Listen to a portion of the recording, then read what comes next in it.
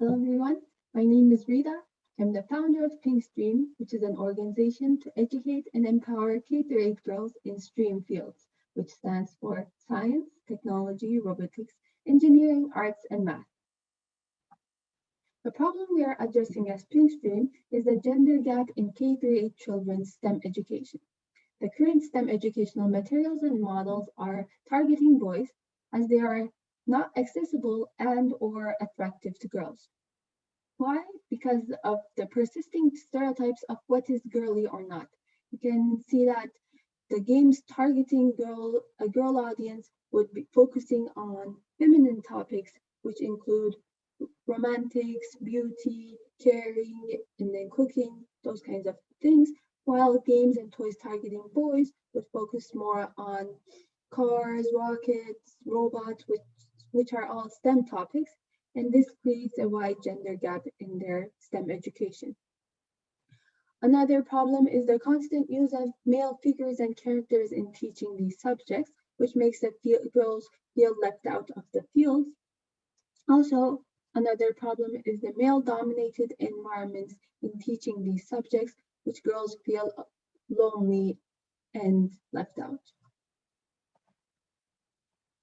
Our solution is the PinkStream curriculums and classes we have created from working with girls for over 130 hours, understanding their motivations, what they're inspired from, what they love, their interests. And from our experience working with these girls, we have created curriculum, educational models and materials that are fun, educational, empowering, and inspiring for this age group. And this has brought us great success and showed that it has been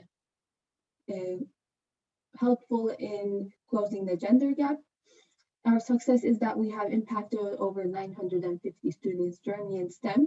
93% of our students state they have enjoyed the course and would recommend others to join. And 65% of our students come from historically underrepresented groups, which shows that we are reaching to a diverse audience and bringing also marginalized communities into our equation. How are we different than current solutions? So the current solutions for women's STEM education are mostly targeting high school age girls, and this is an older audience than ours, which is K-8. And the STEM classes, especially for K-8 students, are mostly male targeting, male dominated environments, as you can see in the bottom image. And they are mostly very expensive, which creates a big accessibility gap. So our markets for PinkStream programs are organizations and communities that are looking for educational opportunities for their audience. As a collective impact organization, we partner with these groups and we bring our educational materials and teachings into their audience for them to benefit and learn.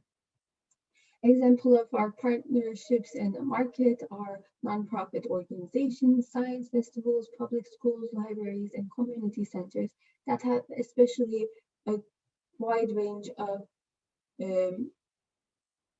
people in their network, especially younger audiences like K-8. With all that being said, thank you so much for listening.